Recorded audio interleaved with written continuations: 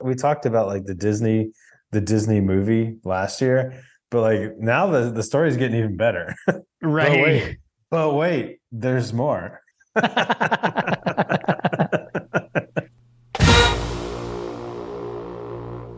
Welcome to My God Podcast. I'm Jim Wood.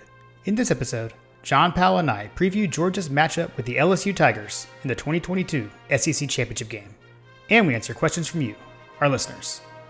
As always, remember to check out store.mygodapodcast.com to see our latest merch. And you can follow us on social media at My God Podcast. Finally, we'd love for you to check out our presenting sponsor, Oxiatime, at oxiatime.com. That's AXIATIME.com. Now, let's join the conversation in progress. All right, John, what do you got this evening? I am drinking a Sazerac in honor of our opponent this week. I'm drinking a Sazerac, the cocktail of New Orleans. Nice. Okay, well done. Although, in fairness, I was drinking that for the Georgia Tech preview that we were just doing, and now I'm just drinking the Sazerac Rye because I enjoy it much better. Got it. Fair enough. But I've got the Sazerac Rye. So I didn't do anything that was like friendly to our opponent in that way. So this is actually something that I got over Thanksgiving break that I've had before, but I got it in Georgia. I haven't seen it around here lately. So I brought this to our Thanksgiving dinner. So I've got the Long Branch. So that's a not so nice reminder for LSU that they were beaten by a team from Texas this past week. So nice. Now they actually have no relation to Texas A&M, so it doesn't quite work because Long Branch, is actually kind of, I don't know if backed is the right word, but that's like the Matthew McConaughey bourbon from Wild Turkey. He's involved there in some shape or form. I'm not exactly sure how, but his name's on the bottle, and he's a Texas guy. But so it didn't quite totally work. But something new I had bought that I hadn't had yet this season. So yeah. Well, you can't go wrong. You can't go wrong if you've got some bourbon in your glass, man. Yeah, it's a good one. I like Long Branch. I'm a fan. I remember it. I think it actually beat what's the place in South Carolina? Southern Spirits. They have they had a blind taste test. This is a while back, but I know Long Branch beat Blanton's in their blind taste testing. Blind taste testing they had. Cover your ears, Bobby and John. Blanton's is the most overrated bourbon literally in existence. So I've still never had it, so I wouldn't know. You've never had it? Mm-mm. Man, just go to one of the bars and when they have it, pay the $20 or whatever that they serve. I mean, I was at we talk about Weller a good bit. Like I'm a huge fan of Weller. They had at Bar South when I was in Athens last week, and they had the Weller Special Reserve for $8, which is like crazy good price. I mean, for being out, I think Woodford Reserve was more expensive than the Weller, which was crazy. Interesting. Yeah.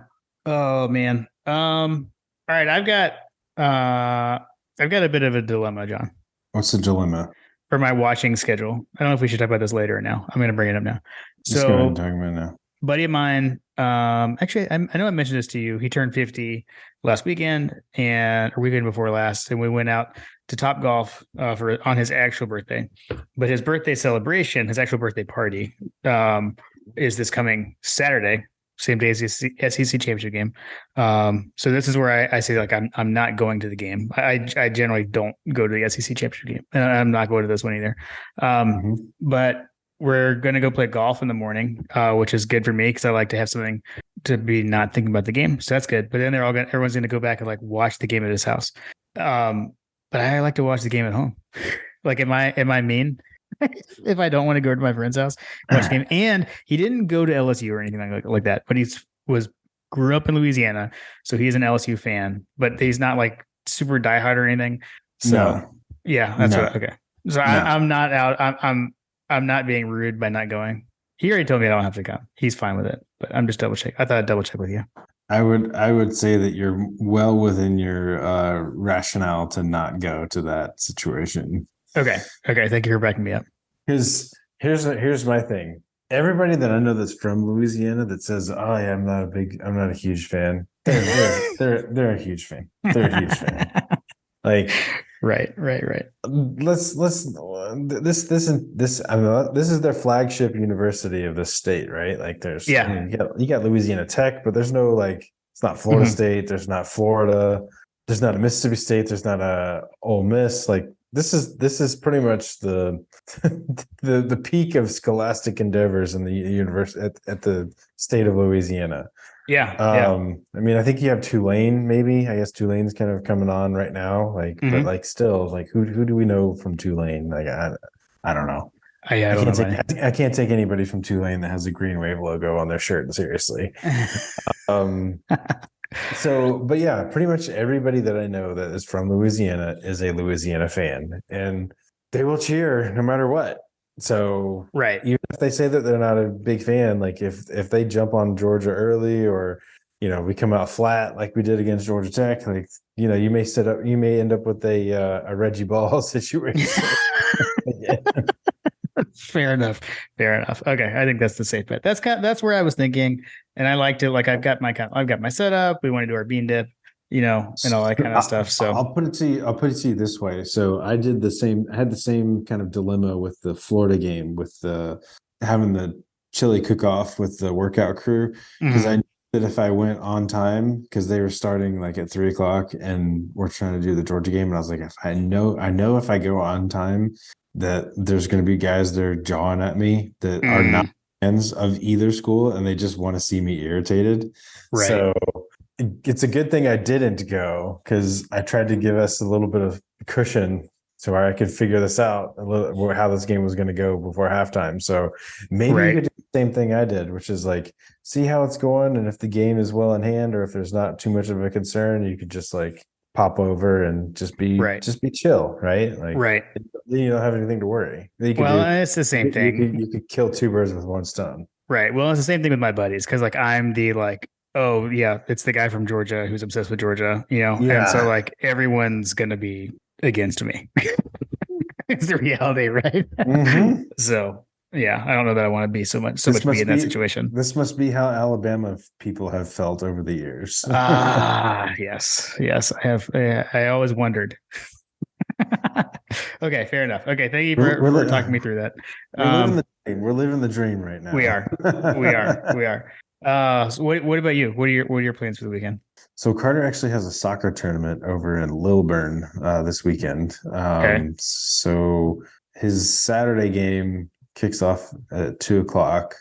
His second Saturday game kicks off at 2 o'clock. But okay, I don't know. I mean, I saw that the tailgate crew, Greg and them, are having like a scaled down version of it, so that makes it less attractive. And I'm kind of monitoring the prices, because Mhm. as of, let's see, let me Yeah. What's just the do get it. in? Yeah, what's the get in price? Because I know the So price took a big dip when LSU lost to A&M. I sent you a screenshot of I sent you a screenshot. I use Game Time for tickets, because I find it to be much easier. So it's actually gone up a little bit. So earlier today, it had gotten to like 190 something for like section 300, like Mhm. 317, 316 or something like that. It Yeah. had gotten to under $200 for a get in price, which I believe the face for these tickets is like, I guess, I don't know, like 140 something. I don't know. But yeah, the prices have definitely gone down, because this time, like a few weeks ago, I think they were like $600 was like the get in price. Right. Right. So they've gone down a good bit. I'm kind of monitoring the price on those tickets to see like what it might look like. But if there's not going to be a big tailgate presence down there from our usual folks, then Mm, I may just watch this one at home. gotcha. Fair enough. Fair enough. Yeah, I mean, well, the ticket prices have gone down as the stakes for LSU have gone down. I mean, Mm-hmm. they were, there was a lot of talk of if they were to beat Georgia, that they would kind of punch their ticket to the playoff, not knock Georgia out, but have two SEC teams in this year. And man, that got flushed down the drain on Saturday night, which we didn't really talk about that in the tech review, just say the around college football stuff, but because we went back, or I went back to my parents' house. I know like you were spending your time in Athens, so I don't even know if you sat around and watched, but we sat and watched that game, and that was pretty crazy. I mean, they got down behind. They tried to have a bit of a comeback, but too little, too late, and they got outplayed. I mean, it was pretty shocking to watch them do that in that situation with that much on the line. But that's where we always say, I mean, that was exhibit A right there, right? Of the humility is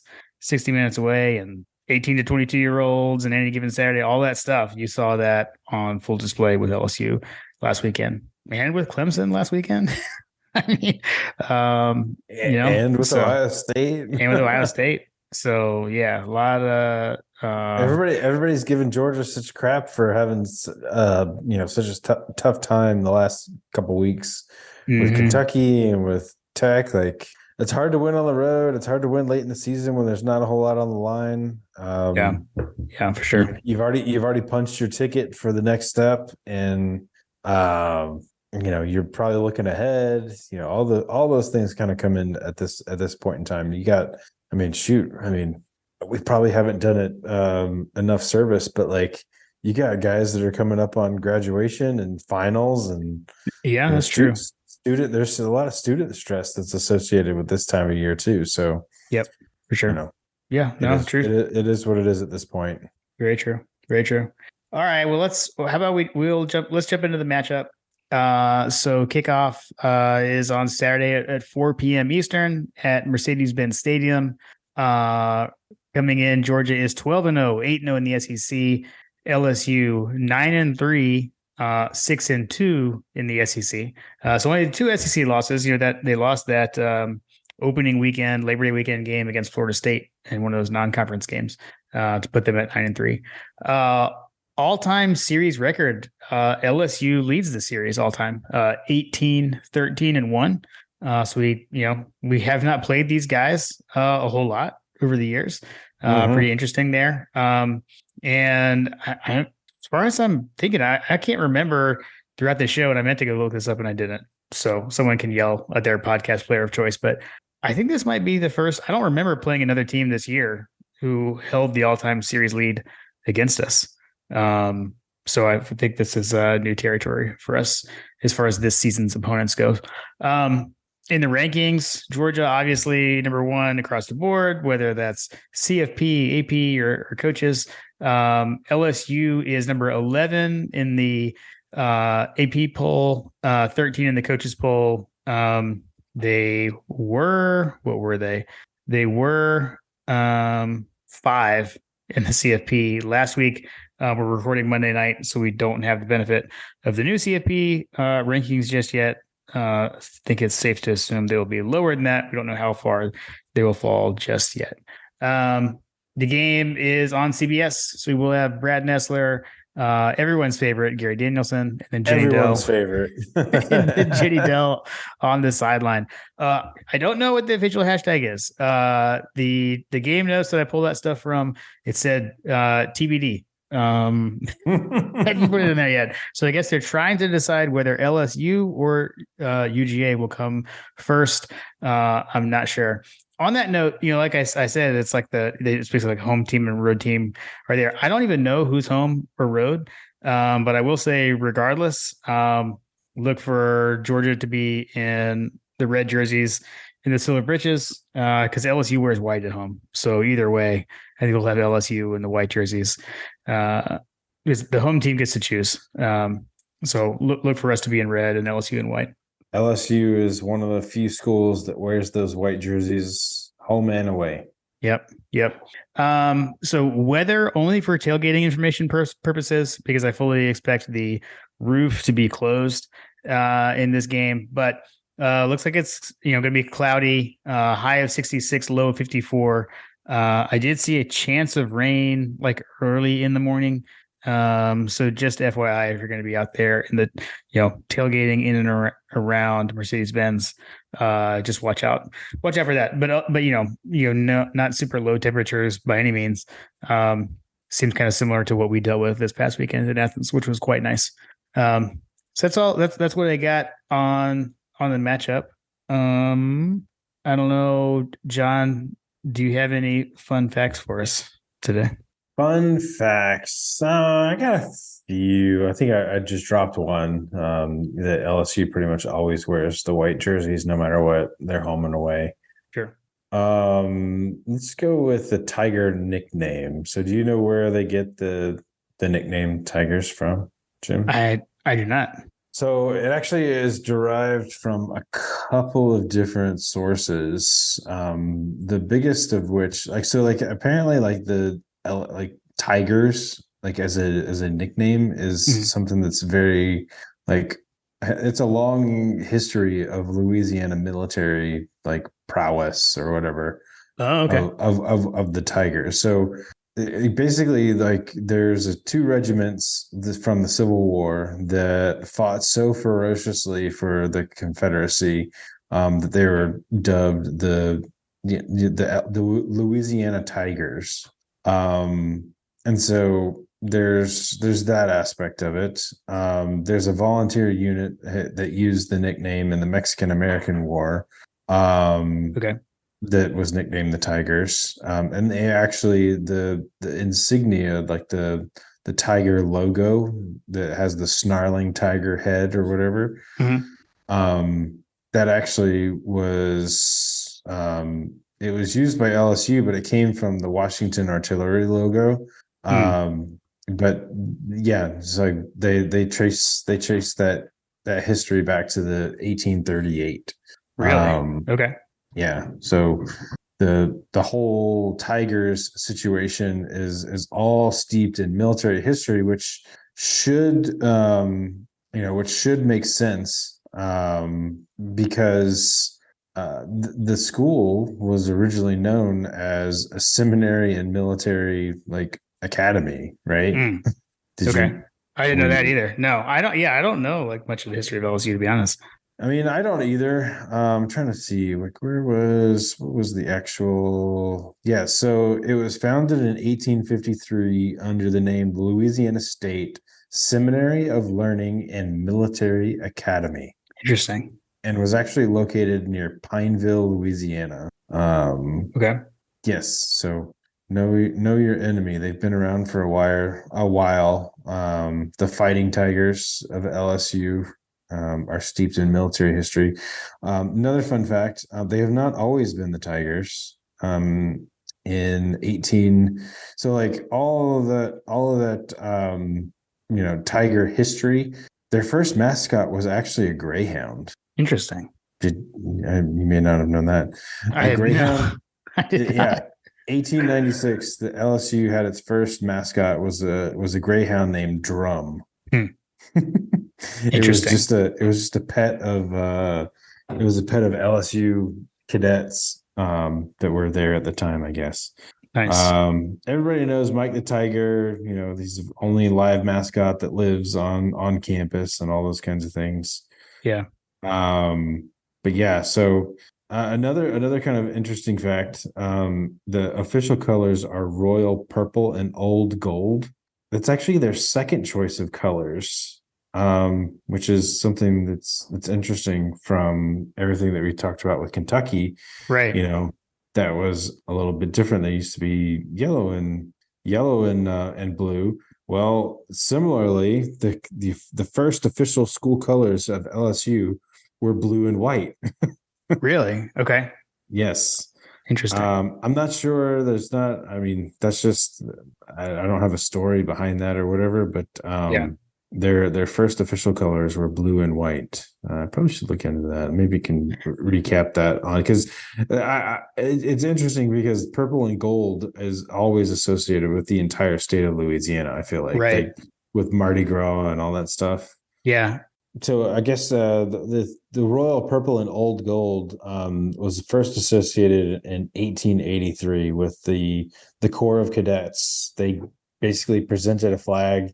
They were presented a flag by a ladies' organization in Baton Rouge. The flag had the image of the pelican and the state coat of arms, and it was reported to be purple and silk fringed with gold. Nice.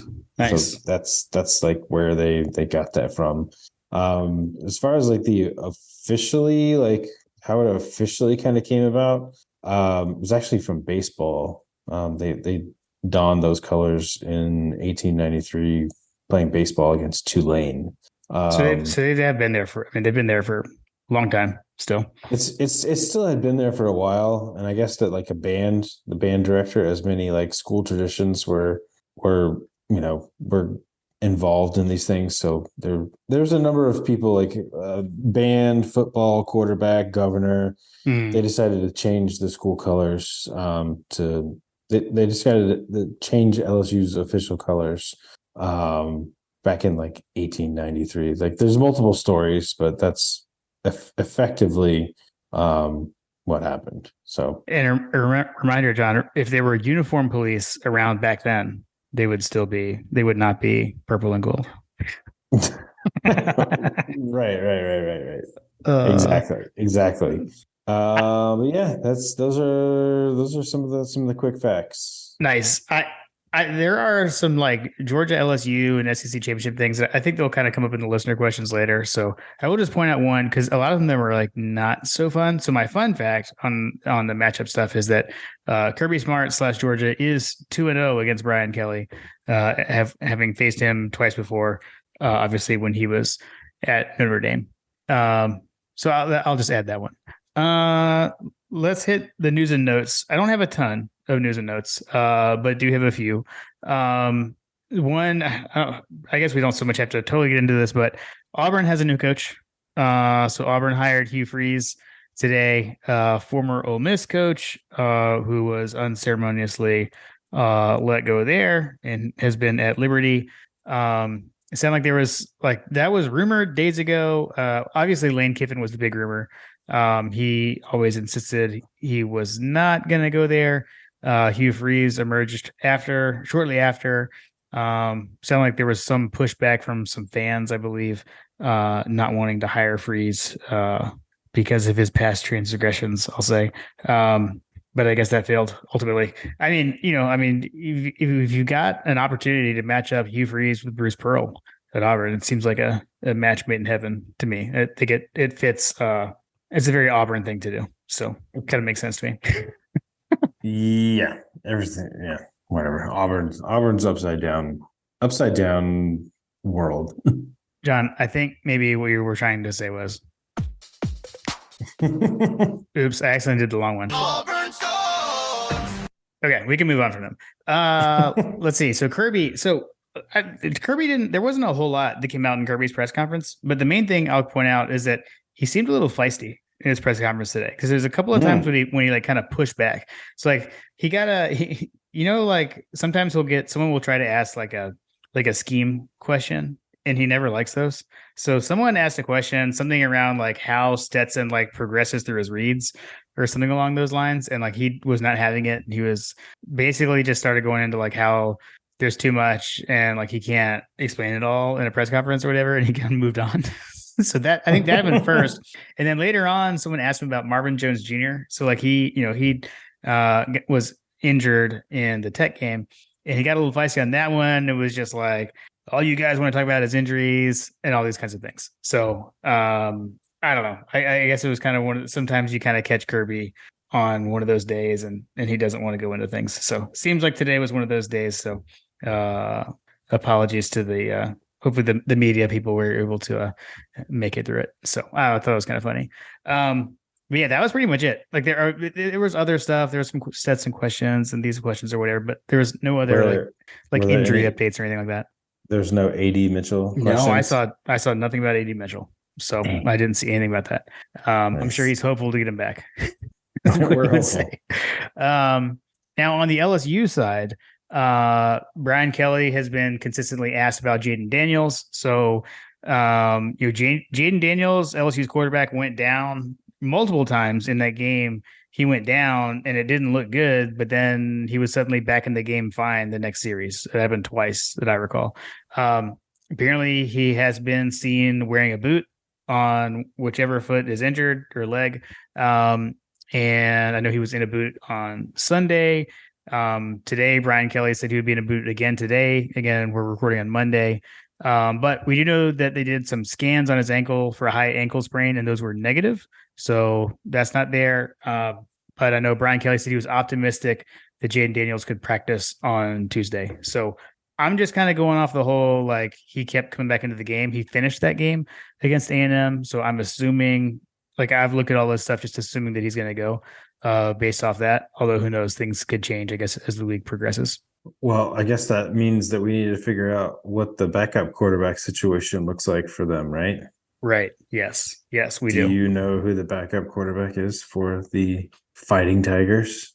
I do, actually.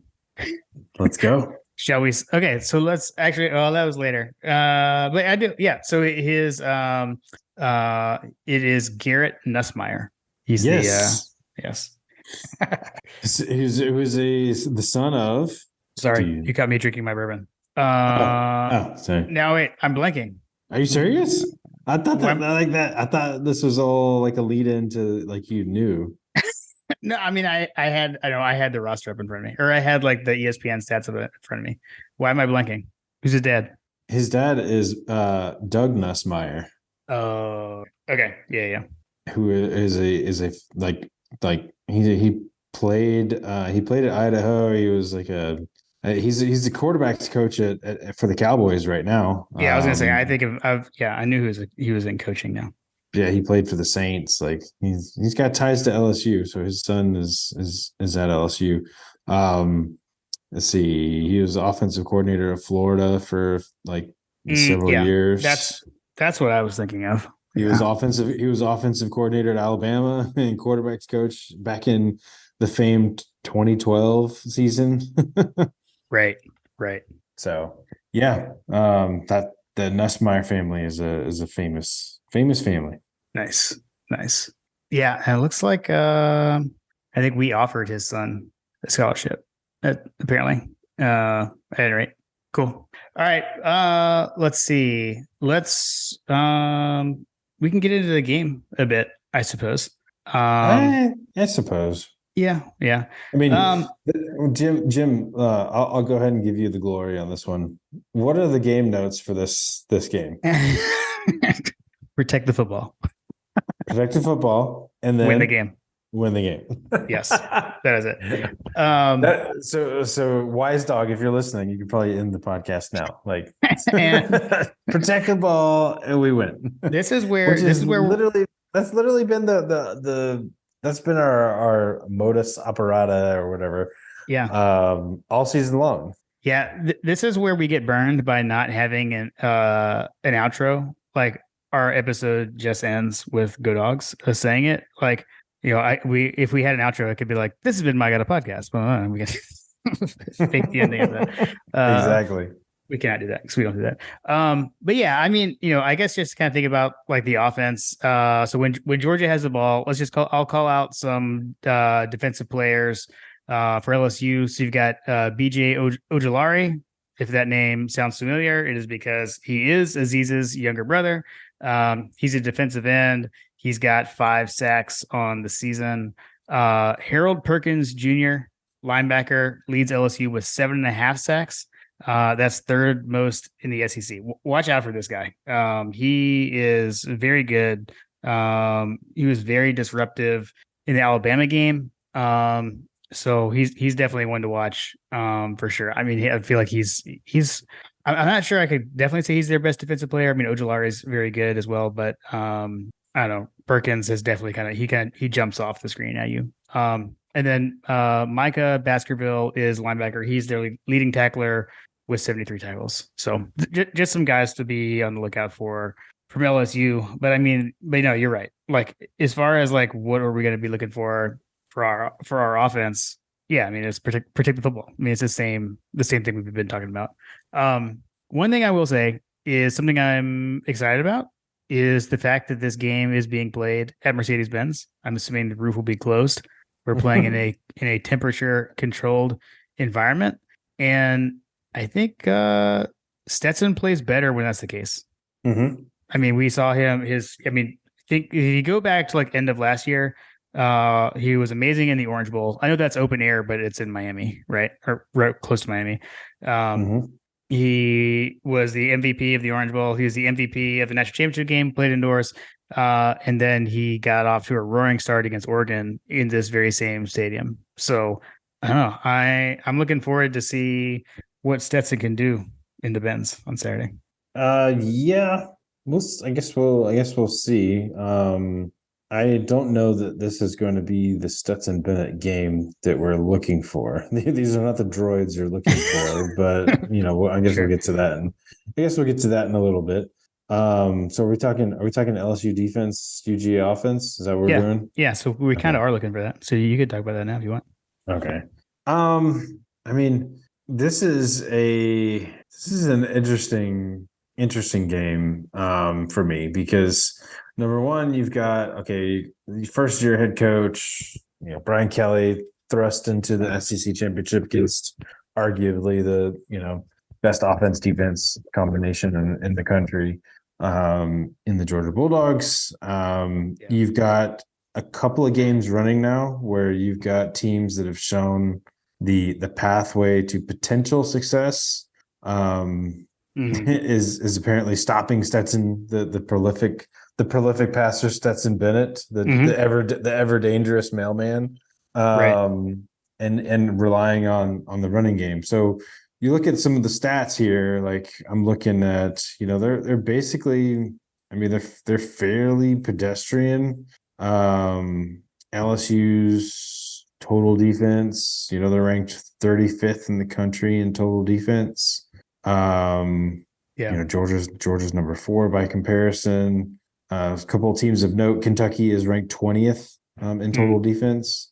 Then when you look at LSU's passing defense is probably their strongest side. They're allowing 204 yards per game passing, which is kind of on par with what Stetson does. I don't know if you have those averages up there for us, Jim.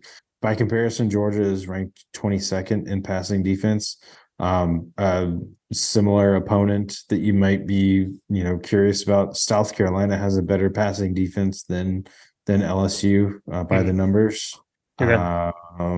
Kentucky is ranked number 7 in the country in passing defense.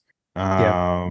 Trying to look through here. Then you look at the rushing defense. That's where I think that, when I say like these are not the droids you're looking for, LSU ranks behind Mississippi State in rushing defense per game. They're giving up 144 yards per game on the ground. Yeah. And they're coming off a game where, I mean, A&M ran all over them. So A-Chain had over 200 yards himself on the ground against LSU last week for A&M. Right. Yep, that's kind of what I'm wondering here. So by comparison, Missouri has their defense is allowing 127 yards per game. I'm trying to look at some other comparables. Tennessee was allowing 111 yards per game. So I guess that Tennessee game might be of interest for folks because if your thought process is to stop the UGA passing attack, I don't necessarily think that Tennessee did that. So like the passing game was the running game was not such a problem for us versus Tennessee. So if you are inclined to try to stop, the UGA offense by shutting down Stetson, I still think that there's opportunities for us against LSU in the run game. So I guess I'm not too concerned. LSU is ranked 59 and Kentucky was ranked 63 in rushing yards per game. So I'm sure that we'll get to some of those score, how does Georgia impact the opponent? But I think that the way that the numbers and the way that our pattern the last few games nets out is that it's probably very timely. And we mentioned this a few weeks ago that Kendall Milton coming on was going to be an important aspect as we get into the stretch of the season. Yeah. No, for sure. Yeah, I mean, I definitely, I am wearing a Run the Damn Ball t-shirt tonight. and that was intentional. So I definitely agree. I came with that thought process as well. I just was my point was more about like the weather, right? And instead, so curious there, Well, yeah, I but on the mean, same note, right? Like Kenny McIntosh also had an incredible game against Oregon in the opener, and he has really come along of late, yes. right? I still go back to that, and my dad and I were talking about this this weekend. Like, go back to since he fumbled in the Florida game, he has been lights out. Like it's like he flipped a switch after that. I think it was like he got mad at Uh-huh. himself or whatever when he Uh-huh. fumbled that ball, and like because in that game he was lights out for the rest of that game, and he's maintained that ever since. So I'm looking for Kenny McIntosh. We saw him have a huge game in Mercedes Benz in the opener. I'm looking for him to do that here again as well. And then I guess my only If other question is like, oh, go ahead. I was going to say, if you're looking at the Oregon game for a comparison point, Oregon ranks 31st in the country for rushing defense. They're giving Mm. up 125 yards per game. Oregon. Yeah, Oregon has a terrible passing defense. They're ranked 106th in the country. So, Yeah. yeah, I don't know. I don't know what you can draw there, but I'm just trying to find some comparables here since, not too many common opponents. But overall, it just seems like that this is going to ultimately come down to, can the UGA offense protect the ball and win the game? Yeah, no, that's all there is. I mean, they did play. I mean, they common opponents. I mean, they beat Auburn. They lost to Tennessee. They beat Florida.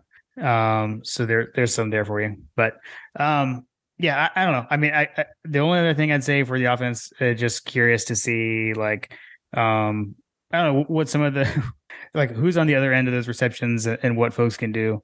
Right. Like, do we see a big game from Brock Bowers? Do we see a big game from Ladd McConkey? Anyone there? Not sure, but I do think you're right. Like, I think they're probably going to try and take the passing game away, and we'll see how successful they are at that. But I think even if they have some success there, I think the running game has really come on of late and should be fine and predictable.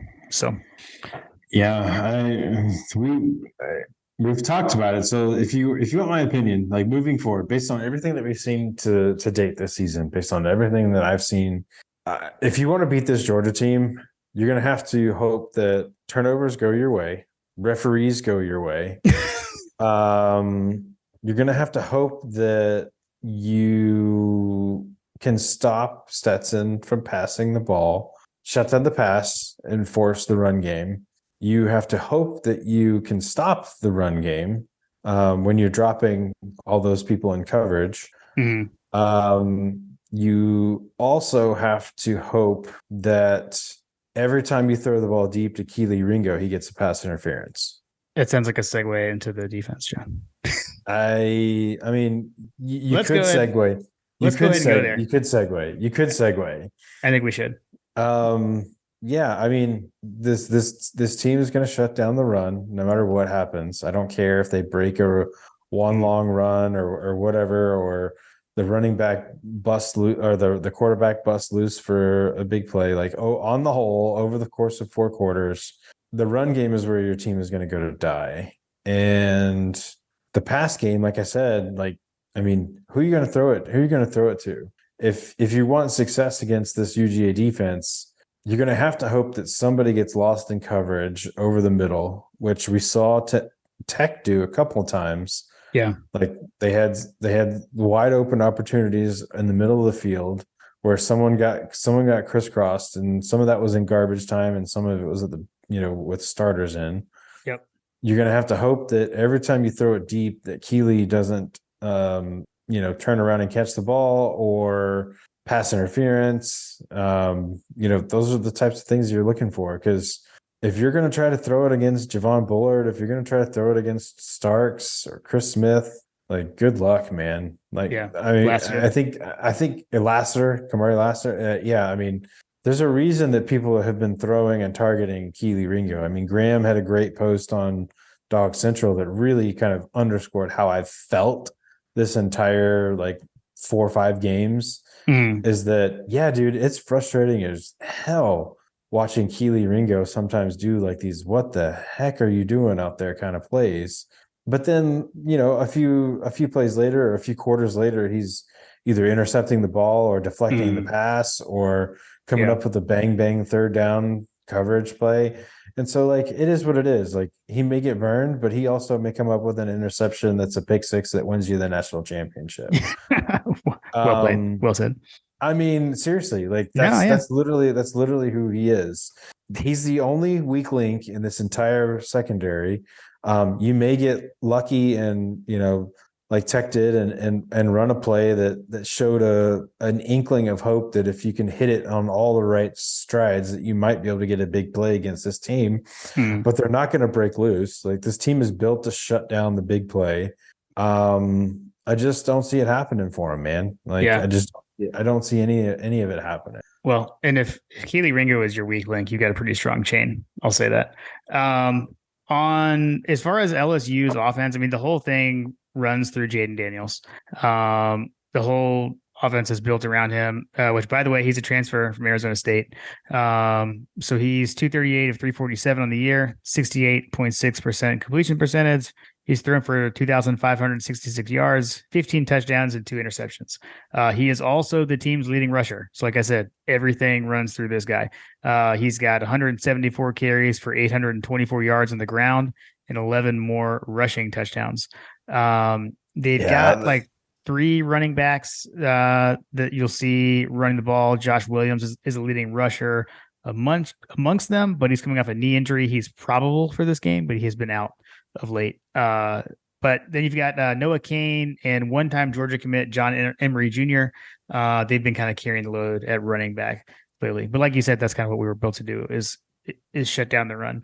I will say on this, like, I mean, we're going to have to play, assignment sound football. Don't let him break contain. Don't let him beat us with his legs and scrambling or extending plays, all that kind of stuff. And we need to get this guy to the ground. So can't let, Jaden Daniels be slippery and getting out of sacks, that kind of stuff. On the receiving core, so the leading receiver on yardage is Malik Neighbors, 56 catches for 726 yards and a touchdown. But Teray Jenkins leads the team with 5 touchdown catches. Keyshawn Butte is probably the biggest name a lot of people are familiar with if you're following recruiting. He's a big name guy, and he's a big time player, but is not like the leading receiver on the team by any means. So just some guys to look out for on their offense. Okay. So on since we're still talking about their offense, so I will throw out a name.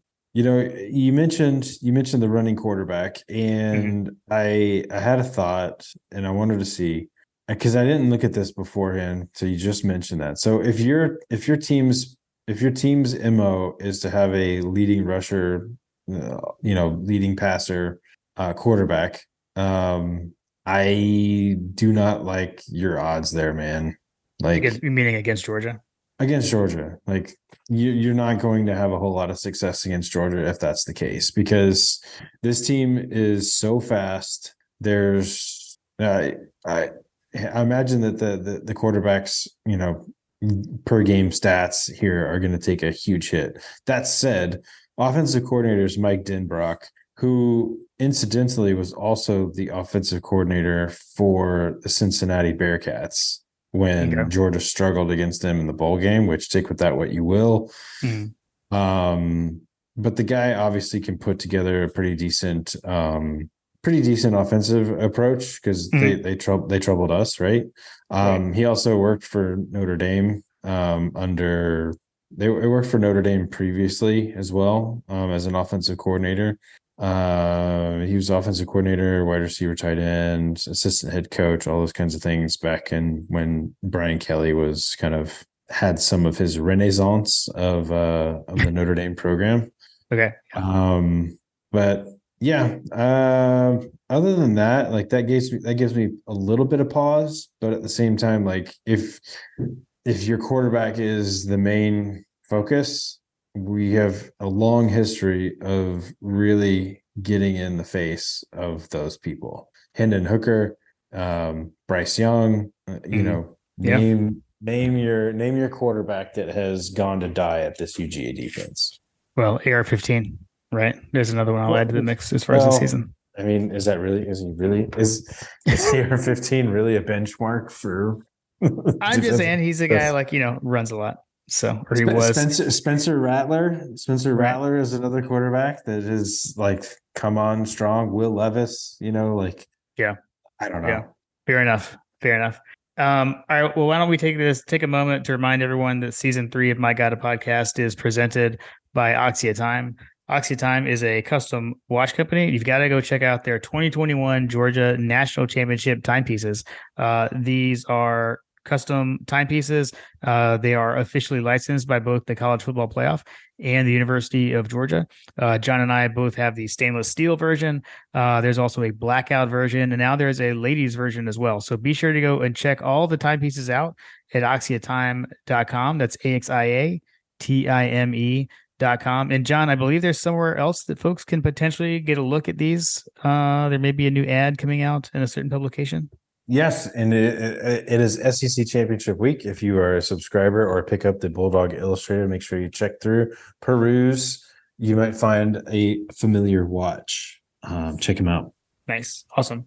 And then also, right now, Oxytime is also partnering with Bulldogs battling breast cancer. So, we had Dwight from BBBC on for our Vanderbilt preview episode.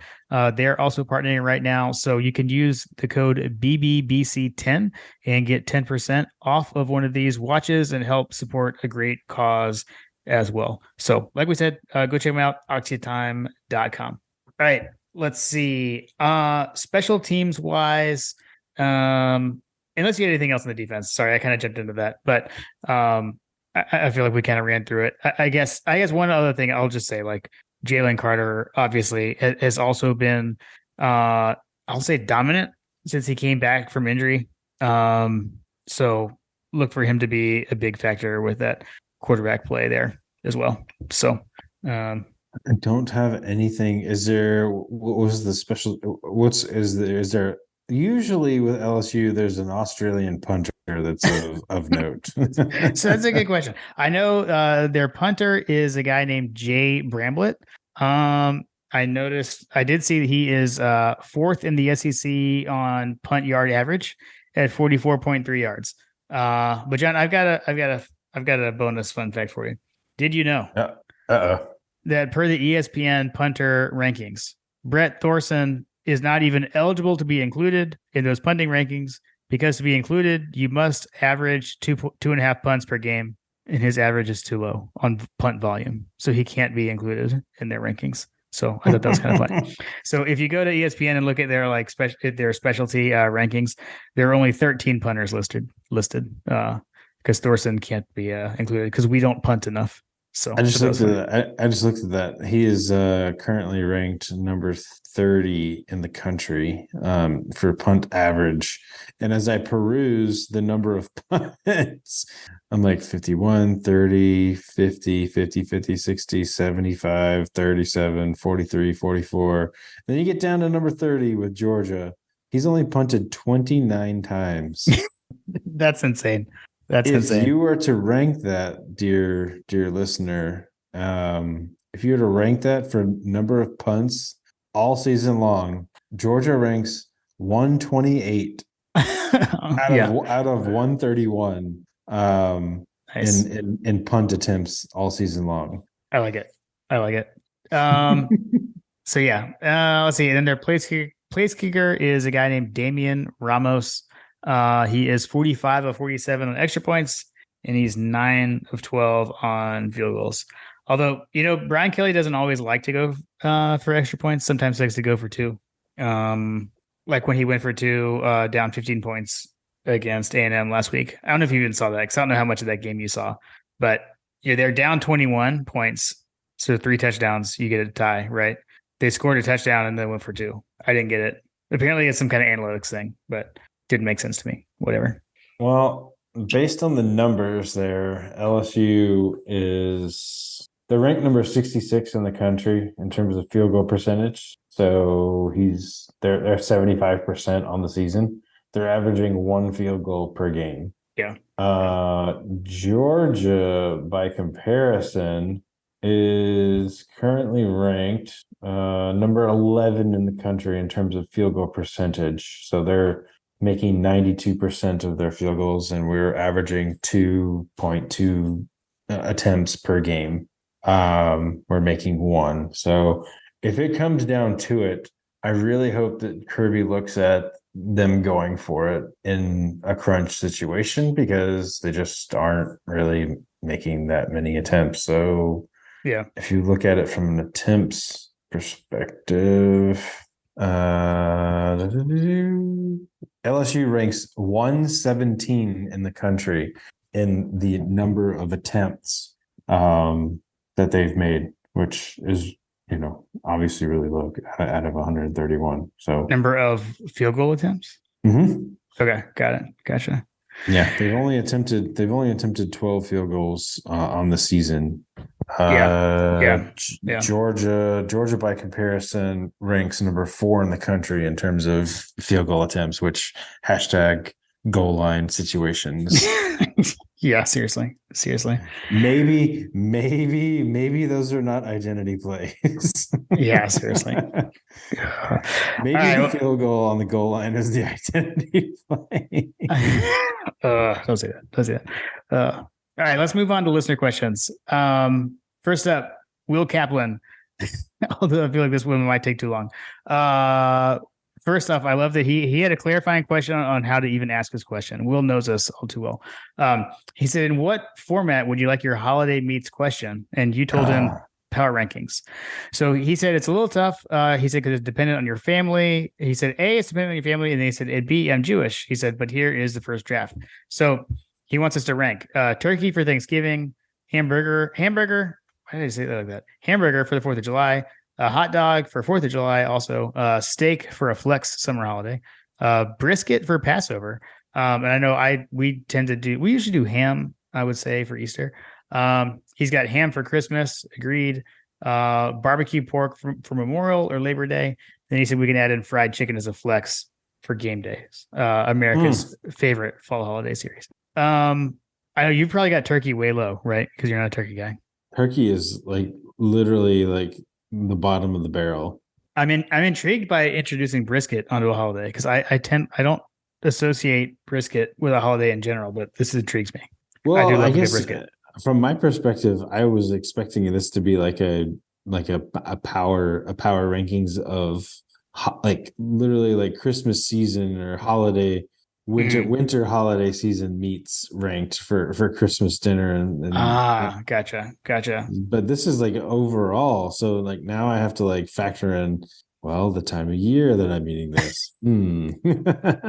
But generally speaking, I mean, steak is going to be my number one, like hands down. Like steak, brisket, pork, followed by hamburger, followed by hot dog, and then unfortunately, like followed by ham, and then turkey. So ham and turkey are low on my total bowl. Oh, fried chicken, I forgot about that. Fried chicken would be probably underneath my hamburger ranking. But yeah. I'll say we actually usually do, so like for Christmas, we usually do like we'll do a prime rib, and I'll make it on the big green egg. Yeah. So I'd say that's solidly in the steak category. The steak category. Yeah. So for me, agreed. That's one. I'd probably go that one. I mean, shoot, I'll probably take a hamburger at 2. So you're ranking hamburger above brisket? Dang, well, but I just don't associate brisket with a holiday personally.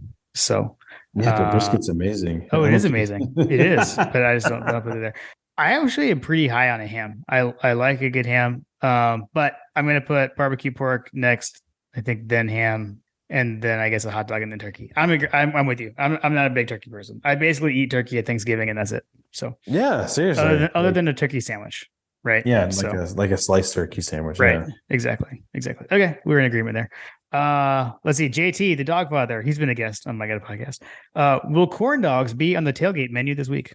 Absolutely. My kids love a good corn dog, so I'm definitely going to have corn dogs on the agenda for the evening. Matter of fact, my wife did a grocery order, so I may have to do my own corn dog situation. I hadn't thought of it. JT, thank you for asking this question, because I had not thought of that. And that sounds perfect. Something easy to do on a game day. Love it. And yeah, and that's actually something that we can all agree on that we like. Now, the only trick for us is, Kim's gluten free, but you can find there are gluten free corn dogs out there that we're usually able to find for her. So I think we should be able to do that. But aren't they like by definition like gluten free No, corn? no, not Corn? necessarily. It depends.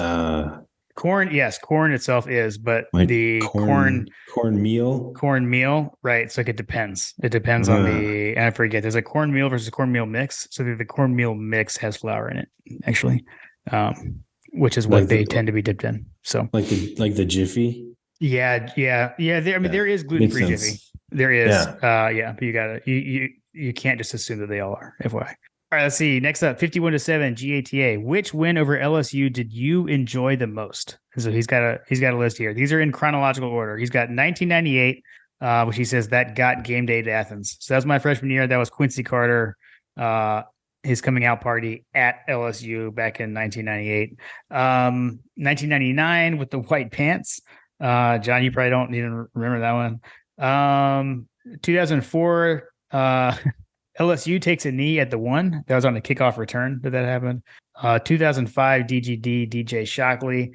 2008 Daryl Gamble had a pick 6 twice, and then in 2013, what a game / environment.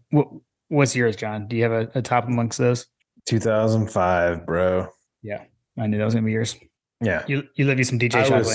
I was there. Love DJ. It was amazing. Yep. Which one was the one we blew them out in Sanford? So that was 04. That had to have been 04, yeah. Yeah, so that's 2004. And that was that was Saban was still there that year. They were coming off a national. That'd be a close second. Yeah, they were coming off a national championship. That game was loud. Only because so I'll get 2005, obviously, like UGA love. 2004, like I was absolute savage my senior year. That was my senior year. Mm-hmm. I remember like giving so much hell to the LSU fans that were there because there were 2 dudes that were dressed in pimp suits, like bowler, like purple and gold, like pimp. Like they look like Harry and Lloyd coming in from Dumb and Dumber, like rolling into the cocktail party in a purple and gold suit with bowler hats and canes. Like they just looked like absolute morons, and they were both just head and hands, just in absolute distraught sadness over getting absolutely hosed in Athens. That's funny. I'll never forget that. That was amazing. I'm gonna go with 2013. He said what a game environment. That one, it was a crazy environment. That's one of the 2004 also. So 4 and 13. Some of the loudest I've ever heard Sanford. But so I'm going to go with 13. That one gave us Lauren Smith's letter to Larry in the paper the next day, I think, which was excellent. And Coach Rick like cried in the post game, like on the field interview, because it was right after Paul Oliver had. So I'm going to go with 2013. That was pretty awesome. And 51-7 GATA, his was 2005. That was his pick. And also shout out, we didn't mention this in the tech review, but 51-7 GATA stopped by our seats post game tech. So I think you got to meet him at Oregon game, but I did. Always good to stop by. Always good to stop by. Oh man, again back. Well, we'll talk about this one later. We forgot to talk about Coach Trill. That's what I was just gonna say. I was gonna say we'll talk about that when we do the over unders. We'll talk about that. Okay. Help me remember, John. Okay. John Michael D. So my sister's birthday is December 7th. Dad got an in for tickets to the 2005 and 2002 SEC championship games, but we had to stay at home for her birthday party. Am I obligated to forgive her yet? I mean, I think statute of limitations, John, I think it's been long enough. I think you can forgive your sister at this point. Probably. Let's see. Dog Anon. Please trash talk Bama and Tennessee fans for some more arguing about who deserves the number 6 spot. The number 6 spot turning into 5 at best. So, John, I did put in here what the college football rankings were last week. A link to that. So we had Bama was at 7. Tennessee was at 10. So Tennessee had already dropped, right? So yeah, that's where we had talked about like thinking a little bit too much around the playoff and not even think it, kind of forgetting they had to play South Carolina. Here's what I'm gonna say. The only disappointing thing I'm gonna say here is Alabama has not been eliminated yet, unfortunately. There's a chance. They still have a chance. I hate it.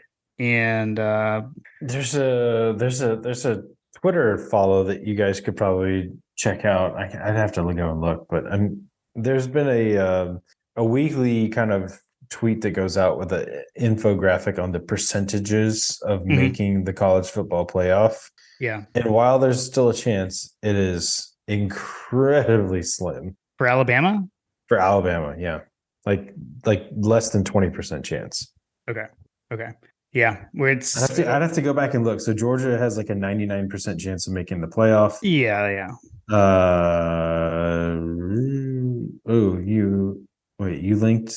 You linked the old one, or they haven't come out yet this week. Oh, right. Well, I mean, let's assume Michigan's going to be ranked number 2. So yeah, TCU's ranked number 3, and then you've got USC. That's the thing, man. Yeah, I would assume USC's going to be 4. USC's going to be ranked number 4. Yeah. I mean, yeah, because LSU lost. I mean, you're probably going to have I would assume you'll have Ohio State at 5, but then you have Bama. State's going to be 5. Yeah. Then you have Bama at 6. So Clemson's dropping, Oregon's dropping, Tennessee will probably move up.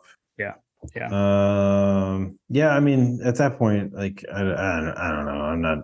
I'm just saying. I thought they were eliminated, but just reminder that it's nearly impossible to eliminate Alabama from the playoff until the last final second because the committee is like obsessed with them for some reason. So they never go away. And this is when I'll take a quick moment to remind you that once the playoff expands, you're never going to get rid of Alabama. You're never going to be able to eliminate them. Although for that matter, you won't be able to eliminate us, I guess, either. So I guess it kind of is what it is. But at this point, we've become the Thanos. Yes. I am inevitable. I like it. All right. Next up, friend of the show, Tim Riley, miserable Minnesota. Does this one feel different with a natty under the belt and not playing Bama?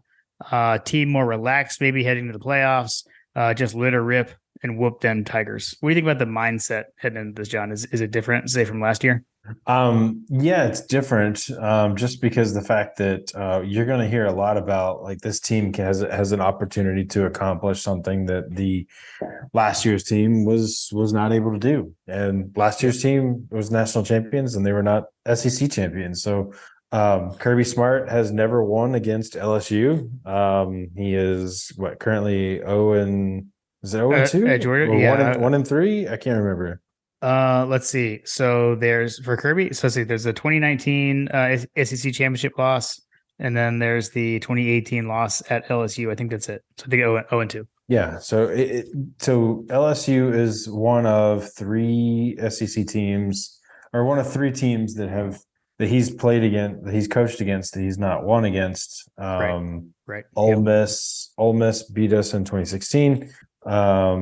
LSU, as Jim just mentioned, just beat us, previously as well.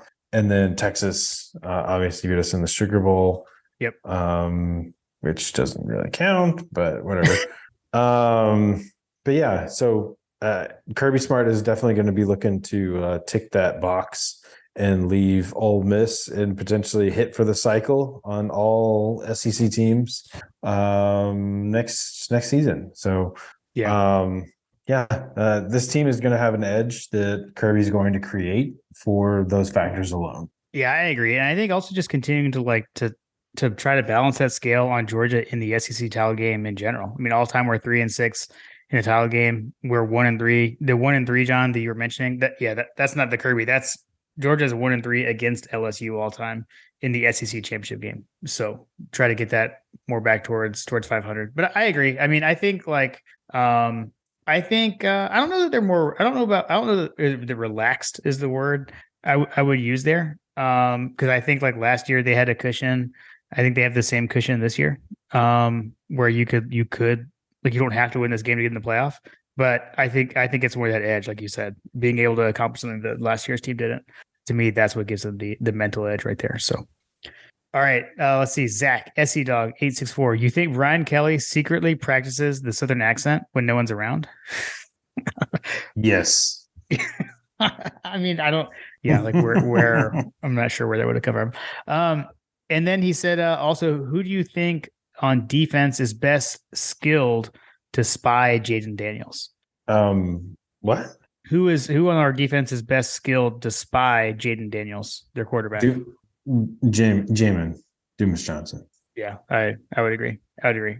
I'm I would curious to say- see if we do that. I'm not sure that's how we will handle it, but I think that's the right answer. There's going to be some spying for sure. I mean, Yeah. I don't see how you don't, right? Like, Yeah. just because there's just so much involved with stopping him that they're Right. going to be put into a position where they're probably going to have to do it. Yeah, and he's the one. And by the way, I mean he's a Butkus Award finalist, which is pretty amazing for his first year as a starter. So he's having a heck of a year. Fletcher Proctor, does this game count on the Kirby Revenge Tour because it's LSU, or does Ed Orgeron need to be involved? Did they beat us in the past? Yeah, he's talking about the 2019 Mhm. when they wax us in the SEC championship game. So Yeah. I say yes. I say it does count. Whether the fact that Orgeron is gone does not matter to me. So I vote yes. And then he said, likewise, is Kirby hoping Hugh Freeze gets the Auburn job to avenge the 2016 Ole Miss loss? So, John, you actually just talked about that, about being able to potentially avenge the Ole Miss job or Ole Miss game next year, because we play Ole Miss next year, so that he could get a double. Because when Fletcher asked this, that hadn't actually happened, but that is now reality. So I'm going to go with yes. All right. Let's see. Aaron King. Do you guys think AD Mitchell will make an impact this Saturday? Impact is going to be tough. I think we might see him on the field. We've talked about like kind of comparison to George Pickens' timeline. The difference is last year George Pickens like actually got in, had like he made the snap count against Georgia Tech last year. AD Mitchell stepped on the field, but he did not make the snap count because the one play he was on the field for didn't happen because we called timeout. He was trying to. He wanted to be on the field because like we talked about, he was mad when they called timeout. But impact, I'm going to say no. I think we'll see him. I think we'll see him. Since we saw him against Tech, I think we will. I could be wrong. And that's no insider information. That's just me guessing. But impact, I think, is too much to ask at this point. Yeah. All right. Georgia asks, what is Kirby's message to the team to not overlook after LSU lost to Texas A&M?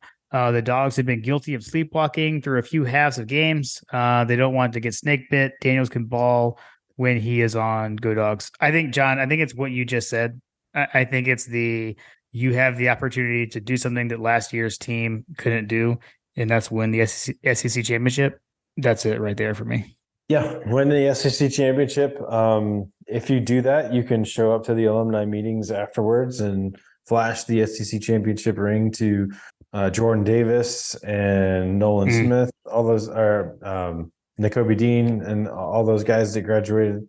The Georgia graduated 15. NFL draft picks. Show it to all 15 of them. Hey, you guys couldn't win this. It's mine now.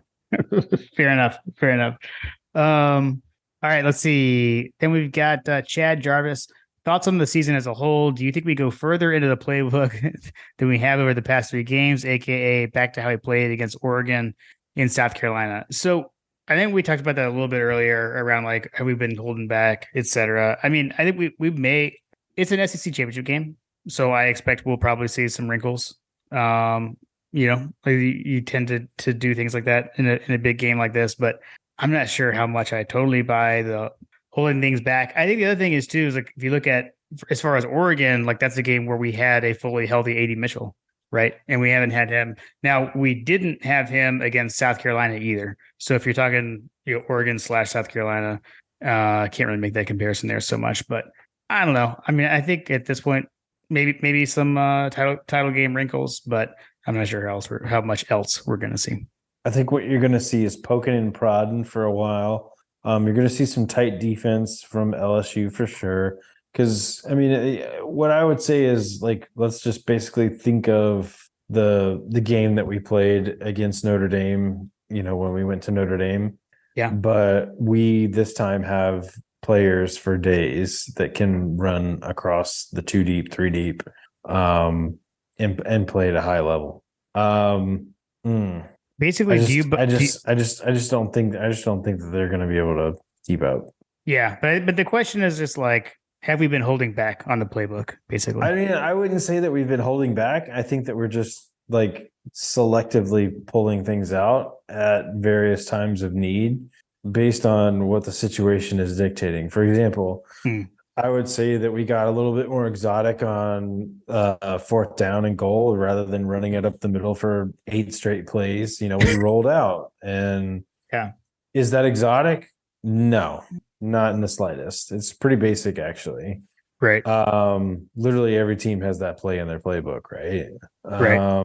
But it was exotic from a sense that it bucked the trend that Georgia has been leveraging in the on goal line plays all season long. Yeah. I just think that we're just in a situation where I hesitate to say impose our will, but we really are imposing our will. You just don't realize that we're imposing our will. We want you to labor to win this game, and the more you labor to win this game, the better. I think that you put it like succinctly. Like Kentucky went on a 13-minute drive that was in effect the Kirby Smart death march on themselves. Right. Yeah. It's that kind of things. Those are the kinds of things that are gonna make or break the game, in my opinion. Is how effectively do you think you can put? Because in order to beat Georgia, you're gonna have to put 27 points on this defense to even like come within striking distance of us. Do you really think that LSU is going to do that? And I don't believe that they're going to. Fair enough. All right, John, now it is time. Oh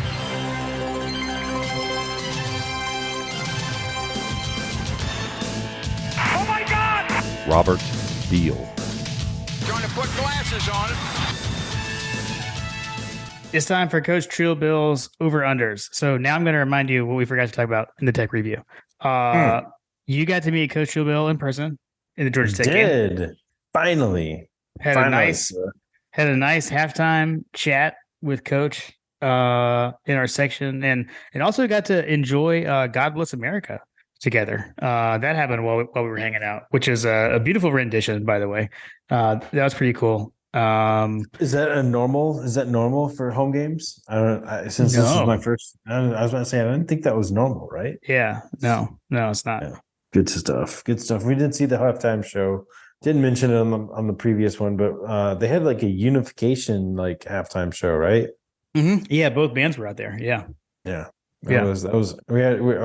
I'll be interested to see if Nathan over at Chapel Bell has anything to say about that. Yeah, true. I'm sure he will. So, all right, let's see. All right, so for Coach, so starting with the offense, passing yards, over, under. Oh, wait, before I start with there, do you want me to go first? You have the floor because you're in the lead.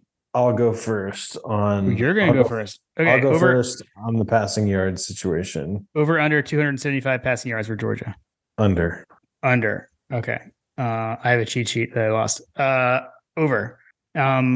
Next up, over under 200 rushing yards for Georgia. I'm going to go over. I'm going over.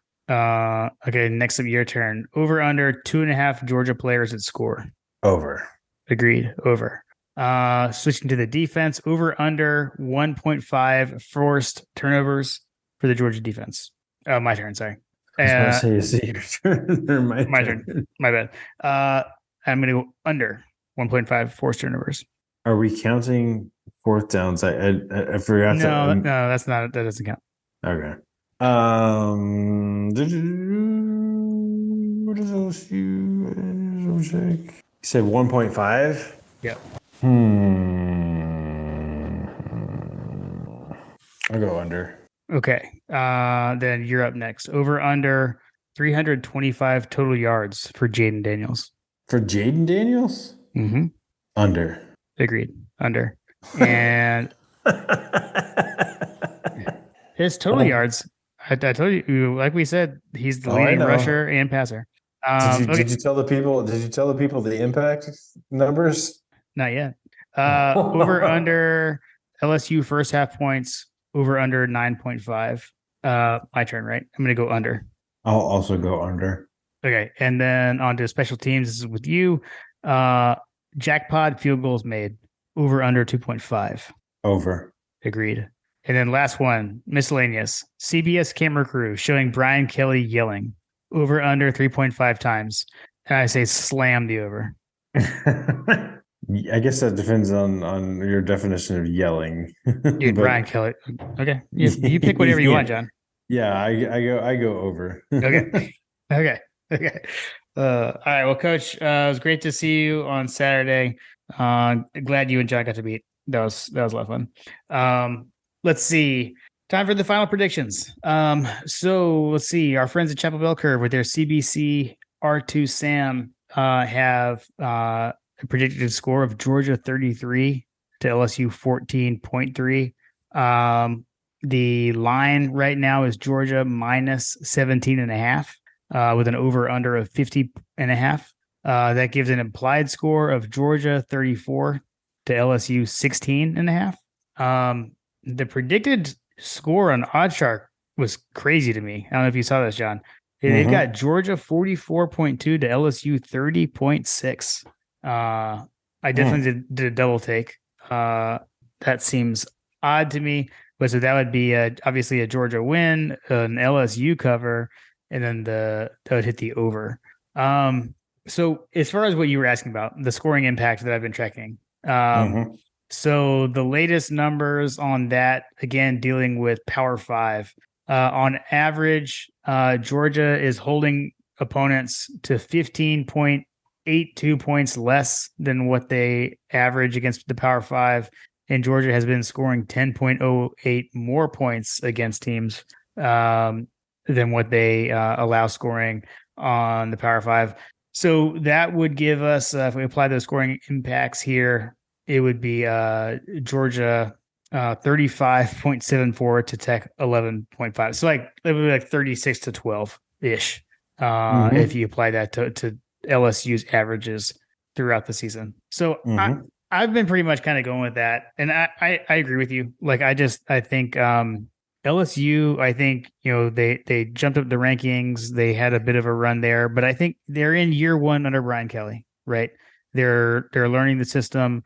I think they got here a little bit too early as far as what they're ready for. I don't think they're quite ready for this Georgia team. So again, like we said, protect the ball, win the game. I've got Georgia 37, LSU 14. I'm going 36-14. So we're 1 point off. I like it. Yep. Okay, fair enough. Let's look around conference championship weekend.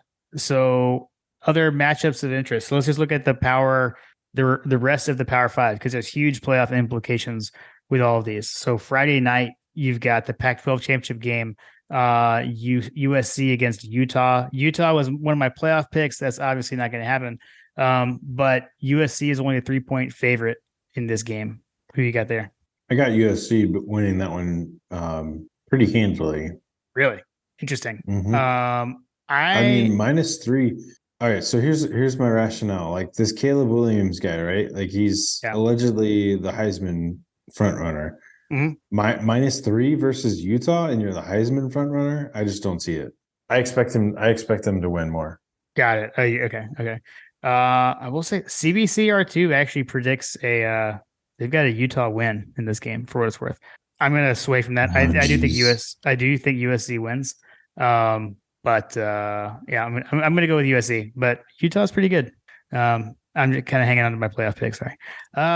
If that happens, all right. So let me ask you this question: where are we at, with the Heisman odds or whatever? What do you mean? Where are the Heisman odds to win the Heisman? Do we know what the betting odds are for? Oh, I have no one. I mean, it's got to be. I mean, it's Caleb Williams right now. I mean, he's by far and away the front runner. Okay, so One player does not a team make, though, John. USC's defense is pretty trash. Caleb Williams, CJ Stroud, Max Dugan, which you figure CJ Stroud probably lost it last week. But what's your angle here? You're just saying that if he's a Heisman runner, he should win this game? If they lose this game, I think that rules him out of winning the Heisman, in my opinion. Yeah, I think that's fair. Hopefully he's more motivated by the playoff than the Heisman. So if that's the case, that means that it would fall to, from an odds standpoint, it would fall to Max Dugan of TCU and one Stetson Bennett. That would be amazing. I mean, yeah.